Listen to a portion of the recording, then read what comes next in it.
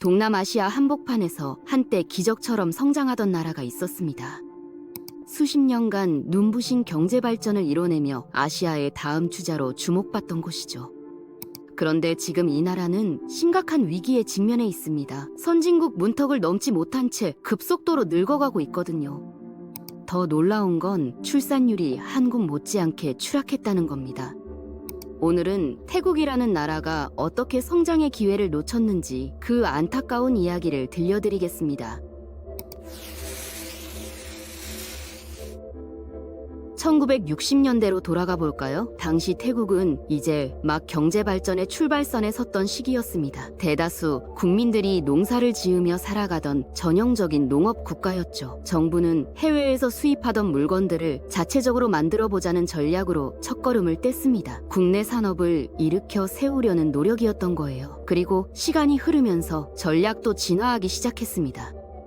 70년대와 80년대를 거치며 태국 정부는 보다 적극적인 방향으로 선회했어요. 단순히 내수 시장만 바라보던 시선을 세계로 돌린 겁니다. 해외 시장에 물건을 팔아 외화를 벌어들이는 수출 중심 경제로 체질을 바꾸기 시작했죠. 이 과정에서 정부가 선택한 핵심 카드는 바로 외국 자본을 끌어들이는 것이었습니다. 세금을 대폭 깎아주고 각종 인센티브를 제공하면서 해외 기업들을 적극적으로 유치했어요. 마침 태국에는 외국 기업들이 탐낼 만한 조건들이 갖춰져 있었습니다. 저렴하면서도 풍부한 노동력, 그리고 자연에서 얻을 수 있는 다양한 자원들이 있었거든요.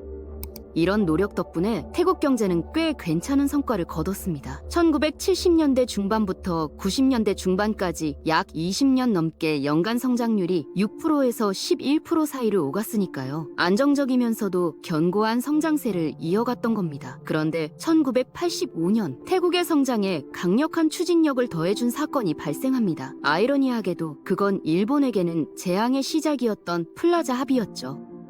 미국과 일본, 서도, 프랑스, 영국 등 주요 선진국들이 모여서 중요한 결정을 내렸습니다. 일본 엔화와 독일 마르크의 가치를 의도적으로 올리기로 합의한 거예요. 이 결정은 일본 제조업에 엄청난 타격을 줬습니다. 엔화 가치가 급등하자 일본 기업들은 자국에서 제품을 만들어 수출하는 방식으로는 더 이상 가격 경쟁력을 유지할 수 없게 됐거든요. 생존을 위해 새로운 돌파구가 필요했던 일본 기업들의 눈에 들어온 곳이 바로 동남아시아, 특히 태국이었습니다. 외국 투자를 적극적으로 받아들이던 태국은 일본 기업들에게 완벽한 선택지였어요. 일본의 막대한 자본과 앞선 기술이 물밀듯이 태국으로 쏟아져 들어왔습니다. 이를 기반으로 섬유와 화학, 전자제품, 자동차 조립 같은 산업들이 폭발적으로 커지기 시작했죠. 태국은 순식간에 동남아 지역의 핵심 제조업 거점으로 자리 잡았습니다. 여기에 더해 아름다운 자연 환경을 활용한 관광산업도 빠르게 성장하며 경제의 또 다른 축으로 떠올랐어요. 숫자로 보면 더 놀랍습니다. 1960년부터 1996년까지 무려 35년이 넘는 기간 동안 태국 경제는 연평균 약 7.8%라는 높은 성장률을 기록했거든요. 특히 일본 자본이 대거 유입되던 1985년부터 1990년 사이에는 성장률이 9%를 넘나들었습니다. 이 기적 같은 시기 동안 국민들의 소득은 가파르게 올랐고요. 1980년대 초반만 해도 전체 인구의 58% 정도가 극심한 빈곤 상태에 있었는데 1990년대 중반에는 이 수치가 12% 아래로 떨어졌습니다. 게다가 태국 정부는 70년대부터 인구 증가를 억제하는 정책들을 시행했어요. 자녀를 많이 낳으면 가난해집니다 라는 슬로건을 내세우고 피임 교육을 위해 독특한 캠페인들을 펼쳤죠. 풍선불기 대회를 콘돔으로 진행하거나 교통체증 중에 경찰들이 직접 콘돔을 나눠주는 시기였습니다. 이런 노력 덕분에 1960년대 3.2% 수준이었던 인구 증가율이 1990년대에는 1.1% 정도로 안정됐습니다. 인구 정책의 성공은 경제에도 긍정적인 영향을 미쳤어요. 출산율이 떨어지기 전에 태어난 세대들은 노동 인구가 많으면서도 부양해야 할 자녀 수는 적었으니까요. 자녀 교육비와 양육비 부담이 줄어들면서 저축과 투자가 늘어났고 이게 다시 경제 성장으로 이어지는 선순환 구조가 만들어졌습니다. 1990년대 중반 태국은 한국이나 대만, 홍콩, 싱가포르의 뒤를 잇는 차세대 신흥 강국으로 여겨졌죠. 번영의 길을 순조롭게 걷는 것처럼 보였습니다. 하지만 표면적인 성공 이면에는 심각한 구조적 문제들이 숨어 있었어요. 태국의 성장 모델은 본질적으로 외부 의존적이었습니다. 해외에서 들어온 자본과 기술을 빌려 쓰고 저렴한 인력과 조립 공장을 제공하는 방식이었거든요. 산업 정책은 여러 정부 부처에 분산되어 있어서 일관성이 부족했고요. 정부의 역할은 자국 기업을 키우는 게 아니라 외국 기업들이 편하게 일할 수 있는 환경을 만드는 데 그쳤습니다. 태국 투자청은 외국인 투자를 유치하는 데는 뛰어난 능력을 보였지만 정작 중요한 부분은 놓쳤어요. 핵심 기술이 태국 내부로 이전되도록 유도하거나 국내 기업들의 혁신 역량을 키우는 데는 소홀했던 겁니다. 그 결과가 어땠을까요? 한국과 대만의 기업들은 단순 조립 수준을 넘어서 복잡한 제조 공정으로 발전했습니다. 독자적으로 설계하고 브랜드를 만들고 첨단 기술을 연구 개발하면서 가치 사슬의 상위 단계로 올라갔죠. 반면 태국 기업들은 여전히 외국계 회사들의 부품을 납품하는 2차, 3차 협력업체 수준에 머물러 있었습니다. 이런 전략의 차이는 인재 육성과 혁신 투자에서도 그대로 나타났어요. 다른 신흥국들이 일찍부터 교육에 막대한 예산을 쏟아부었습니다. 고도로 훈련된 인력을 키워내고 탄탄한 연구개발 생태계를 구축했죠. 하지만 태국은 조립 라인에서 단순 작업을 할 수 있는 인력만 있으면 충분했습니다. 교육 시스템도 시대가 요구하는 비판적 사고나 문제 해결 능력을 갖춘 인재를 길러내는 데는 관심이 적었어요. 한편 1990년대 초반 태국 중앙은행은 중요한 결정을 내렸습니다. 국내 기업과 금융기관들이 해외에서 저금리로 달러를 빌릴 수 있도록 규제를 완화한 겁니다. 당시 태국 화폐인 바트는 고정환율제로 달러에 고정되어 있었기 때문에 환율이 변동할 위험이 없어 보였거든요. 이 정책으로 엄청난 규모의 해외 자본이 태국으로 밀려들어왔습니다.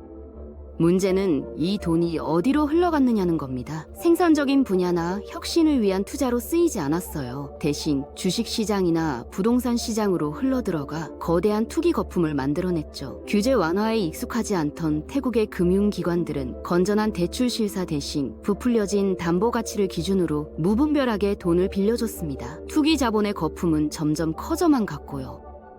그리고 마침내 1997년 한국과 동남아시아를 강타한 금융위기가 터졌습니다. 외국 자본에 크게 의존하던 태국 경제는 금융위기가 발생하자 순식간에 무너지기 시작했어요. 국제 투기 자본의 공격 앞에서 태국 정부는 결국 1997년 7월 고정환율제를 포기하고 변동환율제로 전환할 수밖에 없었습니다. 그 직후 바트화 가치가 폭락하면서 재앙이 시작됐죠. 고정환율제 덕분에 안심하고 달러를 빌렸던 수많은 기업과 금융기관들은 하룻밤 사이에 갚아야 할 빚이 2배로 불어나는 현실과 마주했습니다. 결국 빚을 감당하지 못한 약 7,800개의 기업들이 연쇄적으로 파산했어요. 1998년 한 해에만 태국 경제는 무려 마이너스 10.2%라는 처참한 역성장을 기록했습니다.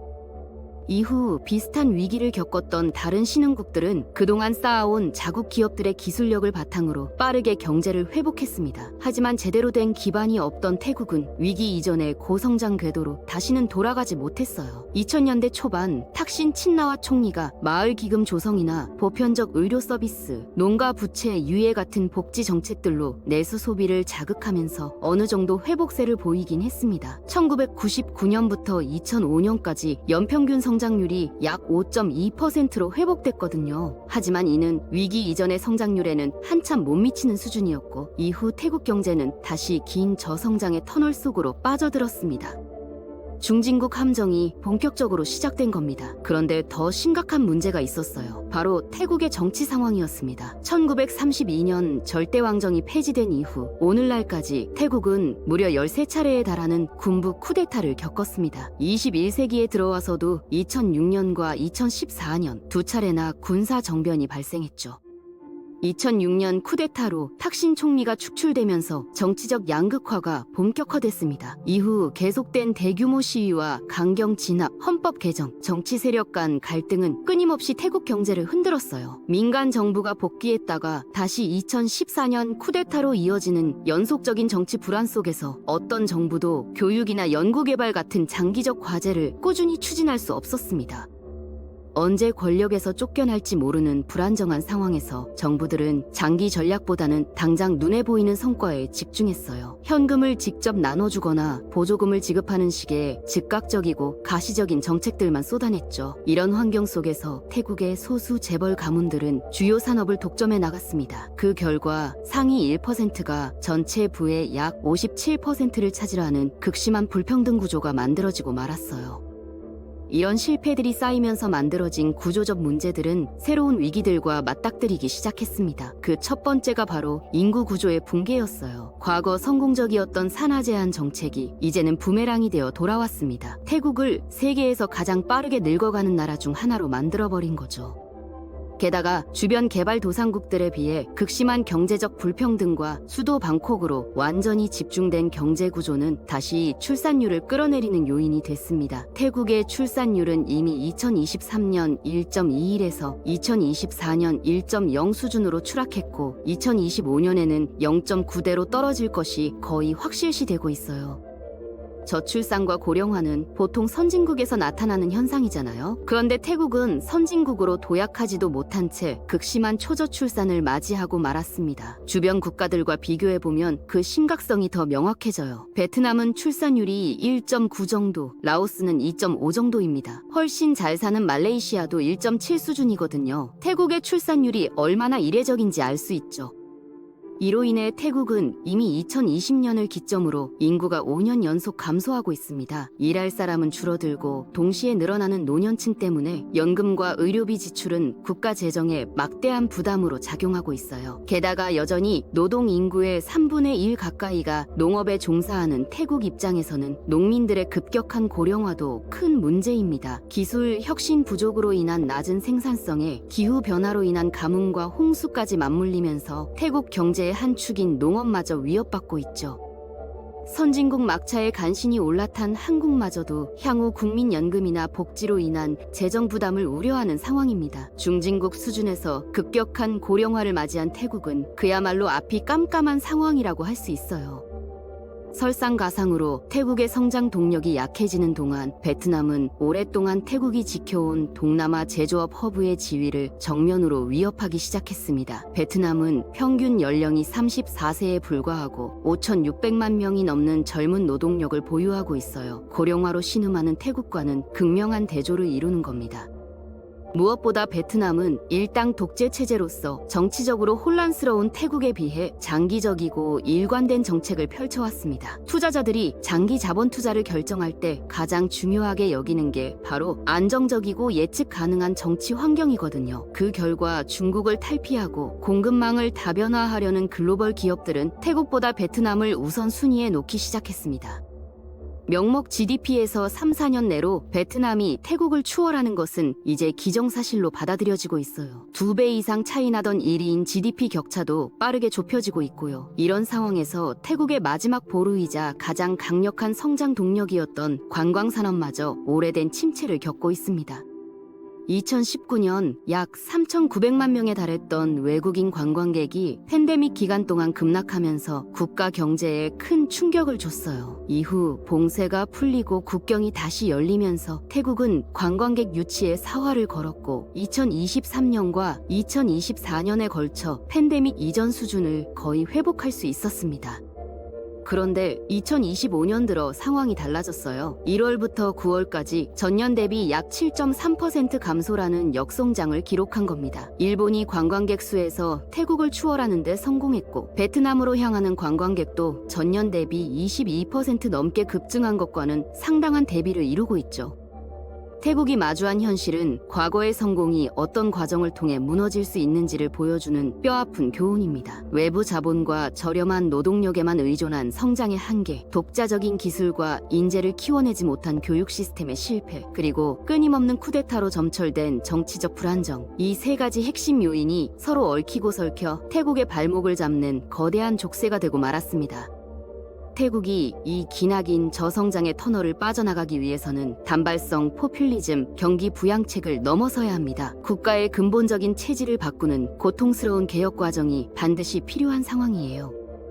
그리고 태국의 사례는 오늘날 한국에게도 중요한 시사점을 던져주고 있습니다. 세계 최저 수준의 출산율과 가장 빠른 고령화 속도, 특정 산업에 대한 높은 의존도와 심화되는 정치적 양극화, 그리고 극심한 수도권 집중 현상 등 태국이 겪었거나 겪고 있는 문제들은 우리의 현실과 많은 부분 닮아 있기 때문입니다. 태국의 실패를 타산지석으로 삼아야 할 때입니다.